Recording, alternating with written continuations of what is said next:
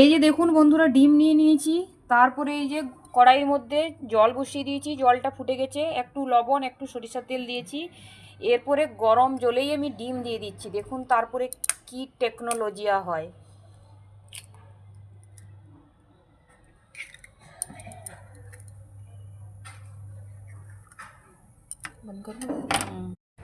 এই যে দেখুন পরপর আমি 3টে ডিম ভেঙে দিয়েছি, কোনোটার সাথে লেগেও যায়নি, সুন্দরভাবে হয়ে গেছে। এবার আমি একটা ছান্তার সাহায্যে এগুলোকে এইভাবে তুলে নেব। এই যে এইভাবে তুলে নেব। কতটা সুন্দর হয়েছে দেখুন, লাগছে এমনি খেয়ে নেব, কিন্তু এটা এমনিও খাওয়া যাবে গোলমরিচ পাউডার দিয়ে। কিন্তু আমি তো এমনি খাবো না, এটা রান্না করব। এরপরে রান্নার পুরো রেসিপিটা দেখাচ্ছি, দারুণ লাগে খেতে এইভাবে বানালে। এটা দেখুন একটুও কিন্তু আমার ডিম বেস্ট হয়নি। এবার কড়াইটা ধুয়ে সুন্দর করে ক্লিন করে নেব, তারপরে আবার রান্না শুরু করব। কড়াইয়ের মধ্যে সরিষা তেল দিয়ে দিয়েছি। এরপরে একটা একটা করে ডিমগুলো ভেজে নেব।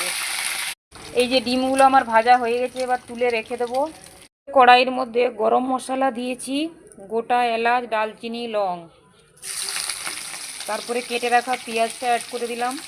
পেঁয়াজটা কিছুক্ষণ ভেজে নিয়েছি। এরপরে মিক্সির জারের মধ্যে একটা মশলা রেডি করে নিয়েছি, একটা পেঁয়াজ আদা রসুন আর কাঁচা লঙ্কা। পেঁয়াজটা ভেজে নিয়েছি, এবার টমেটো পেস্টটা দিয়ে দিলাম, ওটা কিছুক্ষণ ভেজে নেব। এরপরে নিয়েছি হলুদ পাউডার 1 চামচ, লঙ্কা পাউডার 1/2 চামচ, জিরা পাউডার আর ধনিয়া পাউডার একটু জলে গুলে ওর মধ্যে অ্যাড করব। করে এটাকে কষিয়ে নেব। মশলা সম্পূর্ণ কষানো হয়ে গেছে, এবার তেল ছেড়ে দিয়েছে। যেহেতু ডিম ধনিয়া বানাচ্ছি, তাই এবার ধনিয়া পাতার যে পেস্টটা ওটা অ্যাড করে দিলাম। সুন্দর করে কষিয়ে নেব।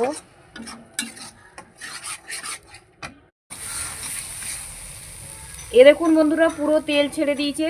এবার ওর মধ্যে কিছুটা পরিমাণ জল অ্যাড করব, অল্প, বাস এসছে। এবার ভেজে রাখা ডিমটা এর মধ্যে একে একে অ্যাড করে দেবো। যে এবার কিছুক্ষণ ফোটানোর পরে ব্যাস তরকারি আমার রেডি হয়ে যাবে। তরকারি আমার পুরোপুরি রেডি হয়ে গেছে। এই যে দেখুন, এবার শুধু নামিয়ে রেখে দিলেই হলো।